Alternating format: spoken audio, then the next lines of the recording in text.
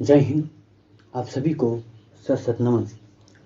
भारत के भूगोल में हम लोग देखते हैं अगला टॉपिक दो रेखाओं से संबंधित है। एक रेखा है जिसे हम कर्क रेखा कहते हैं। क्या? कर्क रेखा। और दूसरी रेखा है जिसे बोलते हैं भारतीय मानक रेखा। क्या? भारतीय मानक रेखा। तो कर्क रेखा के संदर्भ में पहला, जैसे ये अपनी मदर अर्थ है और मदर अर्थ के मध्य में एक काल्पनिक रेखा होती है जिसे विषुवत रेखा कहते हैं। क्या? विषुवत रेखा। इसे 0 डिग्री पर रखा जाता और 23.5 कह सकते हैं 23.5 अंश पर 23.5 अंश उत्तर या उत्तरी गोलार्ध की तरफ जो रेखा होती है उसे बोलते हैं कर्क रेखा। क्या? कर्क रेखा। इसको हम लोग कर्क रेखा मकर रेखा में अच्छे से पढ़ेंगे। यहाँ पर आपको इतना जानना है कि उत्तरी गोलार्ध में 23.5 अंश पर जो रेखा काल्पनिक रेखा है उसे कर्क रेखा कहते हैं। अब ये जो काल्पनिक कर्क रेखा है वो भारत से गुजरती है। क्या? भारत से गुजरती है। आप कह सकते हैं भारत के मध्य से गुजरती है। क्या? मध्य से गुजरती है। अब अगर हम भारत से गुजारें क्या इस रेखा को या इस वाली रेखा को, मैं यहां से गुजार रहा हूं, ठीक है।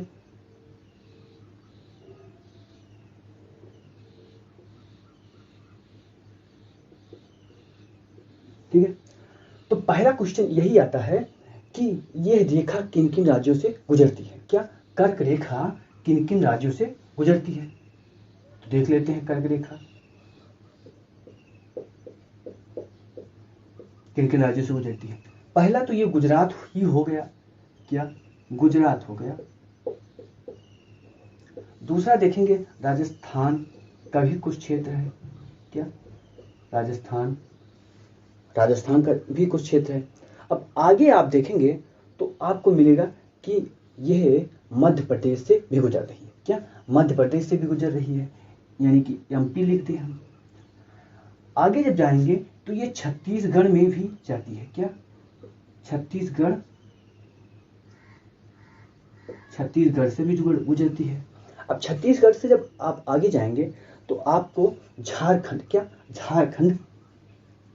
झारखंड से भी गुजरती है। क्या? झारखंड से भी गुजरती है। अब झारखंड से जब आगे जाएंगे तो यहां पर आपको मिलेगा पश्चिम बंगाल। तो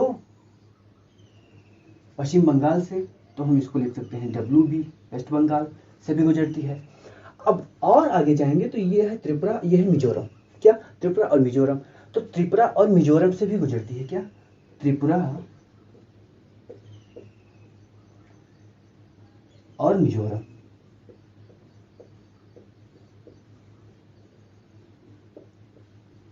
अब आप गिन लीजिए कितने हैं। 1 2 3 4 5 6 7 8 राज्यों से गुजरती है। क्या? कर्क रेखा 8 राज्यों से गुजरती है और 8 राज्यों के नाम ये हैं। उनको याद कैसे किया जाए? जैसे देखिए गुजरात, तो आप इसको गुज को गुज्जर सुना होगा। गुज्जर राजा, राजस्थान को आप राजा कह दीजिए, गुज्जर राजा। एमपी छत्तीसगढ़ झारखंड। अब गुज्जर राजा हो गया। अब एमपी को लेना है, छत्तीसगढ़ को लेना है, झारखंड को लेना है। ठीक है, तो आप कहिए गुज्जर राजा मां। क्या? एमपी को लीजिए मां। गुर्जर राजा ने मां को 30 खंड, क्या कह सकते हैं, गुज्जर राजा ने मां को 30, ये 30 ऐसे लिखिए, 30 मतलब 36। क्या? 30 खंड। ठीक है, 30 खंड 30 खंड बंगाल और त्रिपुरा में। क्या? बंगाल और त्रिपुरा में 30 खंड बंगाल और त्रिपुरा ने, बंगाल और त्रिपुरा में क्या, त्रिपुरा में। अब बचता है मिजोरम, तो मिजोरस या मिजो आम दिया, क्या, मिजो आम दिया। इसको आप याद करके इसको याद कर सकते हैं। क्या, गुज्जर राजा ने, गुज्जर में गुजरात, राजस्थान राजा में राजस्थान, मामा ने MP, 30 मतलब छत्तीसगढ़, खंड मतलब झारखंड, बंगाल, मिजोरम, त्रिपुरा लिखा ही गया है, और मिजो आम यानी मिजोरम का आम दिया। ठीक है, ऐसे आप याद कर सकते हैं। तो इतना आपको कर्क रेखा का उत्तर जो भारत है, क्या, जो उत्तर है उसको उपोष्ण कहते हैं। क्या, उपोष्ण। ये जो दक्षिण में भारत है उसको उष्ण उष्ण भारत कह सकते हैं या उष्ण कटिबंध कह सकते हैं, और उत्तर में जो है उपोष्ण कह सकते हैं। क्या, उपोष्ण कह सकते हैं। ठीक है, तो इतना आपको कर्क रेखा के बारे में जानना है।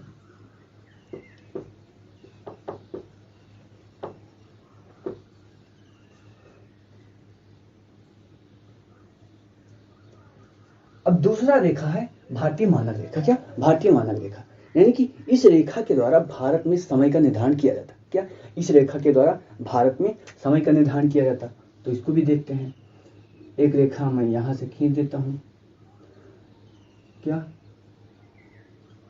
ये रेखा भारतीय मानक रेखा 82.5 डिग्री अंश पर है। क्या, 82.5 डिग्री पर है, या 82.5 डिग्री क्या कर सकते हैं, देशांतर पर है। क्या, 82.5।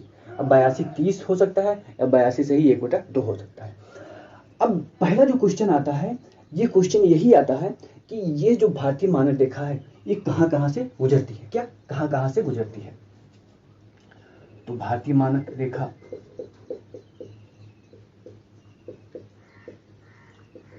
भारतीय मानक रेखा, पहला आप यहां पर सबसे ऊपर देखेंगे तो उत्तर प्रदेश मिलेगा। क्या, उत्तर प्रदेश, यूपी में लिख देता हूं, उत्तर प्रदेश से गुजरती है, इलाहाबाद के निकट मिर्जापुर। क्या, मिर्जापुर,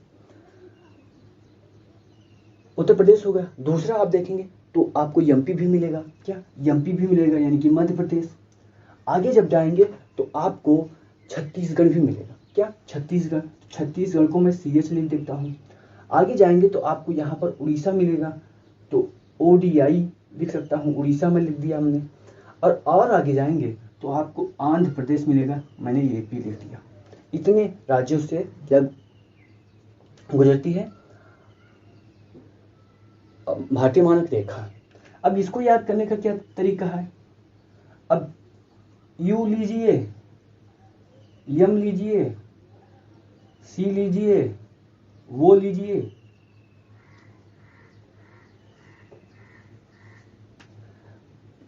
देहाती भाषा में बोलते हैं उमको। उमको मतलब आप धक्का मारिए। क्या, उमको मतलब आप धक्का मारिए। तो अगर आप उमको जानते हैं तो इसको आप उमको से जोड़कर याद कर सकते हैं। क्या, उमको को जोड़कर याद कर सकते हैं, या ऐसे याद कर सकते हैं। ये UM को क्या बना ले, उमा। क्या, UM को आप उमा बना ले, उमा। CO से क्या बना ले, कोको कोला, उमा ने कोको कोला, कोको कोला।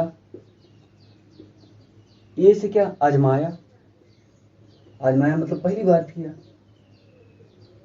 ऐसे भी याद कर सकते हैं आप। ठीक है, आ से आंध्र प्रदेश, को से CO है यहाँ पर।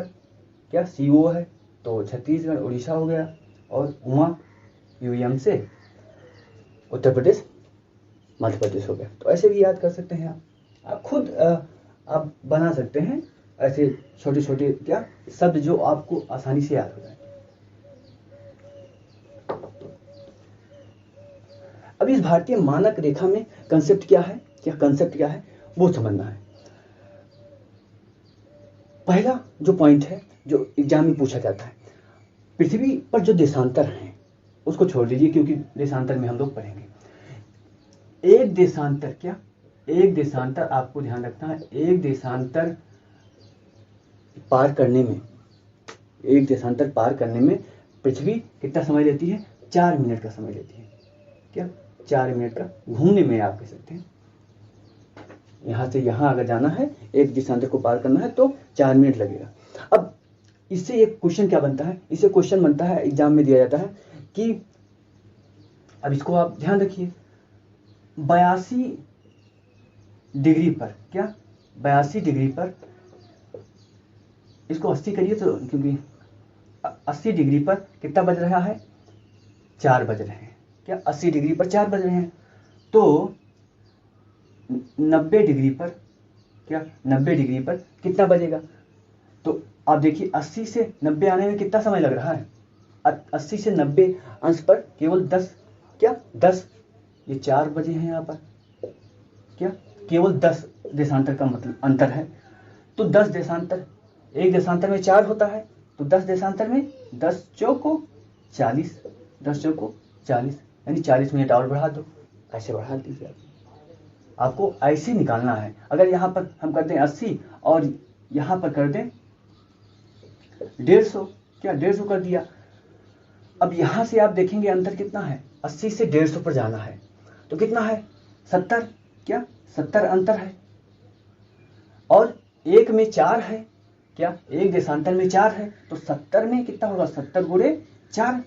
एक में जब एक देशांतर में 4 है तो 70 देशांतर में कितना होगा? 4, 7 चौक 28, यानी 280 क्या हो गया? मिनट हो गया। अब इसको 280 को आप किसको डिवाइड करिए इससे, ये हो गया 6 चौको 24, क्या 6 चौको 24, बचा 4, फिर 6 पंचे 30, 6 सत्ते 42, तो 6 36, यानी कि 4 घंटा 4.6, यानी 4 घंटा आपको जोड़ना पड़ेगा। तो इसमें 4 घंटा जोड़ दीजिए, 8 घंटा 6 पॉइंट, तो इतना आया। आपने तुरंत ऑप्शन में देखा, इससे संबंधित या इसके नजदीक जो है उसको आप टिक कर सकते हैं। तो ऐसे आप देशांतर को निकाल सकते हैं, देशांतर को नहीं, समय को देशांतर के सहारे, ठीक है। ये क्वेश्चन ये आता है। दूसरा जो कंसेप्ट है, दूसरा कंसेप्ट वो ये जो रेखा है, क्या ये जो रेखा है, ठीक है, ये भारतीय मानक रेखा है, तो विश्व की भी मानक रेखा हो सकती है। क्या विश्व की भी मानक रेखा हो सकती है? तो ये अपनी मदर अर्थ है और यहाँ पर हम एक रेखा क्या कहते हैं? देशांतर। एक देशांतर, ये जो रेखा है, इस रेखा को हम मान लेते हैं ग्रीनविच रेखा। क्या ग्रीनविच रेखा, ठीक है। अब ये ग्रीनविच रेखा लंदन से गुजरती है, क्या लंदन में एक ऑब्जर्वेटरी है, वहां से गुजरती है, ठीक है। और यहीं से यहाँ आप मान लिया जाता है 0, क्या यहाँ 0 मान लिया जाता है, ठीक है। 0 से शुरू होता है। यहाँ से अब भारत को आना है, कहाँ तक? 82.5 तक आना है। तो भारत का समय और ग्रीनविच का समय अगर ऐसे जी लिख दें, ग्रीनविच लिख दें, और इसको हम इंडियन स्टैंडर्ड टाइम लिखते हैं, इसको ग्रीनविच मीन टाइम लिखते हैं। अब यहाँ से यहाँ जाने में कितना समय लगता है? 5 घंटा 30 मिनट। तो पूछा जा सकता है कि ग्रीनविच से भारत का समय कितना आगे कितना पीछे है, तो आपको बताना है 5.5 घंटा, ठीक है, 5.5 घंटा, ठीक है। ये पहला अगला कंसेप्ट हो गया। अब हाँ, एक पॉइंट यहाँ पर ये भी है, इसको हम लोग देशांतर जब पढ़ेंगे तब पढ़ेंगे तो ज़्यादा अच्छा लगेगा कि ग्रीनविच को ही क्यों लिया गया, या यहाँ पर भारतीय मानक रेखा को क्यों लिया गया, इसको हम यहाँ समझ लेते हैं। और ग्रीनविच को क्यों लिया गया उसको हम लोग जब अंतर्राष्ट्रीय टाइमलाइन देखेंगे तो। 82.5 को क्यों लिया गया? सीधा सीधा उत्तर, क्योंकि दोनों के मध्य में, क्या यहाँ से यार यहाँ तक देखेंगे तो यहाँ सूर्य आपको पहले उगेगा, यहाँ सूर्य पहले उगेगा, यहाँ बाद में उगेगा, ठीक है, क्योंकि पूरब में उगता है तो यहाँ पहले उगेगा, यहाँ बाद में उगेगा। तो अगर नेचुरल रूप से देखें तो समय अलग है इनका, यहाँ पहले सूर्य आ गया, यहाँ बाद में आया। तो इस समस्या को हटाने के लिए बीच में एक रेखा खींची गई और यहीं से समय लिया जाने लगा। क्या बीच में, ये भारत के लगभग बीचों बीच रेखा है और यहाँ से समझ लिया जाने लगा। तो केवल इसको यहाँ लेने का मतलब कि भारत में लगभग मध्य में कोशिश किया गया कि मध्य में रहे, तो दोनों को जो इधर पहले जो सूर्य निकलता है, इधर बाद में निकलता है, उसको क्या कर दिया जाए, कंपेंसेट कर दिया जाए।